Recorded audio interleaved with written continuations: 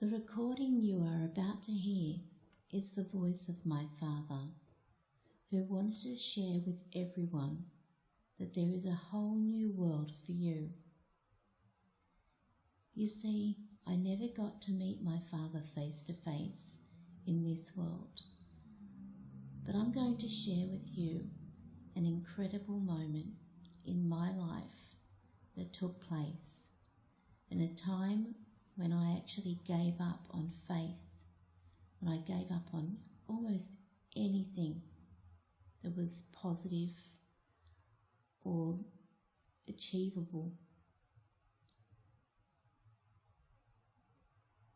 And what I'm about to share with you is a private, personal moment in my life that I know that my Father would be very proud for me to do so, in order to give hope and faith to those who otherwise might not have any.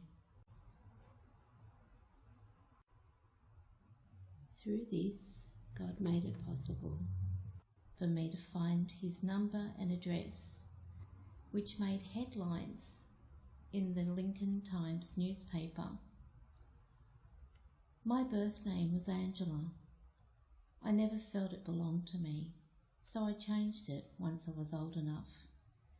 For many years, I grew up longing to know my biological father. However, growing up, I was also blessed to have an amazing stepfather. It was just that need to know what my real father looked like, what he sounded like, and naturally to know my roots. One night, everything had just mounted in my life to a point where my spirit was broken. I actually cried out to God, asking him, why do I even bother praying to you? You never listen. You probably don't even exist. Some of the cruelest things were said in my anger and my despair that night, to the point I cried myself to sleep, feeling abandoned and alone. I also added in my closing comment to God, all my life you know I've wanted to know my Father, and you couldn't even help me to find him. The next morning I woke up with swollen red eyes and had to get my youngest off to school. When I got home, I did my cleaning and then I relaxed with my usual strong coffee and a packet of cigarettes. That had become a common routine for me, being a heavy smoker, not an alcoholic, but smoking was just as bad. And so I literally chain smoked one after another. I sat in front of my computer. I checked my emails for funny forward emails that were often shared by friends and family, in my hope that this would remove some of my depression. After that, I opened a browser and noticed there was a tab that wasn't there the day before. So I thought, great, just what I need, a damn virus. I was so depressed I didn't even care. I just clicked on it, thinking, what the hell? I noticed then a list dropped down, and in this list it had links to several news sites: weather, news, People Finder. I stared at that and lit up another cigarette.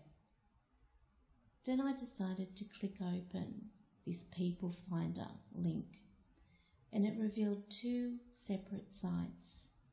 One of them was called switchboard.com. I opened the site and it was a very simple looking, bland page. It was plain coloured, nothing fancy, just a single colour background with blank boxes and words beside them. The words there were first name, middle name, surname, then followed by select a state and an optional box that had age next to it. It was then I recalled my rant to God the night before. And before you think this is a Bible bashing type of message, it's not. It's something that transformed my life at this point. I reflected on the words that I said, my anguish, the pain, which was still very present and real. But I thought, okay, I'll fill in the information that is asked here. The only thing I had to go on with my father's name was the name that was in my baby book. And those of you who will remember back in the 50s and 60s, there were these books that you could put photos in, and I guess they still have them now, but back then it was very plain. It had like a little wiry bind on the edge, so it's like just pages stuck together, nothing fancy. And so I entered the name Randy L. Kiva. Then I saw the option to select a state, and fortunately for me it had any state, so I clicked on that. I knew he was American, but I had no idea where he was from in America. It then asked for an age, so I decided, well, I'll enter my mother's age. Then I hit enter, and suddenly this animated icon spun about before my eyes with the word searching written on it. After a few moments, the window refreshed, and right before my eyes I saw 3 names appear, all being Randy L. Kiva. Yet only one had the age that resembled my mother's. To my surprise, not only was there an address, but also a phone number. I can't begin to tell you the feeling I had looking at this, thinking, could this be my father? I called the service provider because I had never called outside of Australia at that point. And I asked how I would dial this number. As I said, I had no previous reason to call outside of Australia. Even my clients were within Australia. She told me that I would have to dial 0011, then the area code, then the listed number. However, stated that my number was not available to call overseas lines, and it would be available within about 24 hours, which is how long it would take to set up the exchange. I asked her to set it up, and my excitement in the meantime heightened. I thought, right. After I got off the phone, I then said, okay, God, if this is you helping me to find my father, you'll make it possible for me to get through to this number. Nervously, I dialed it, and to my surprise, it rang. No doubt this was my sign that God was actually listening to me. My grandmother's words to me were always, God is never late, and it really struck a chord with me that day. And a man with a very broad American accent answered, saying, hello. I said, hello, I'd like to speak to Randy Kiva, please. He replied, I'm Randy Kiva. I said, I'm calling from Sydney, Australia. I wondered if I could ask you a couple of questions. He replied, this is another market research, is it? No, I answered. I then asked, were you ever in the Navy? As a matter of fact, I was, he said. Did you ever come out to Sydney, Australia? Yes, I did, he said. Then I asked him, do you remember a lady by the name of Diana? There was a sudden silence. And then he said, oh Lord, I think I know what this call's all about. Well, that did it for me. The tears fell like rain from my eyes as I said, I'm sorry, but I think you're my father. To my surprise, he was equally as emotional, and then asked if I was sitting down. I said yes, and then he told me how he often wondered why God let him live. I puzzled at that, and I was surprised to learn that he was in a wheelchair because of a gunshot incident to his head. They literally had to pick the bone fragment from his brain, he said, and at that point his world had crashed about him. He had a love of motorcycles, which came to an end. His wife deserted him, and then he told me how so many times he wanted to end his life, but God wouldn't let him. He then said, now I understand why. It was because my baby girl was looking for me. I asked if he ever knew about me, and he told me how he met my mother and fell in love. However, a letter that she wrote to him on the US Coast Guard West Wind icebreaker was thrown overboard by his shipmates, who told him not to fall for that many women would try to get dual citizenship and would make up stories of being pregnant. But he did say he always wondered whether he was a father.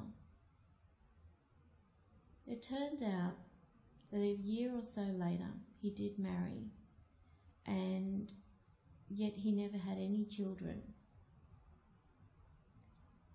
He couldn't shake the thought that maybe he was a father and he didn't know, because in that letter my mother said that she was going to adopt me out, because back then it wasn't common for young women to have babies out of wedlock, and in fact they were publicly disgraced. Many would cross the road literally to avoid walking the same footpath as my mother. She was suddenly an outcast, all because of a tiny baby. Even the story of how she kept me was odd in itself. She described after I was born how the nurses rushed me out of the room and no mention was made of my sex or whether I was healthy or not. All the babies were placed in another wing of the hospital from the mothers back then. And she said that she woke and found forms in front of her to complete. These were the adoption papers. She added how pushy the matron was, as she hurried up and filled them in, as a couple were ready to take me. Mum said she felt sick, saying to herself, what the hell am I doing?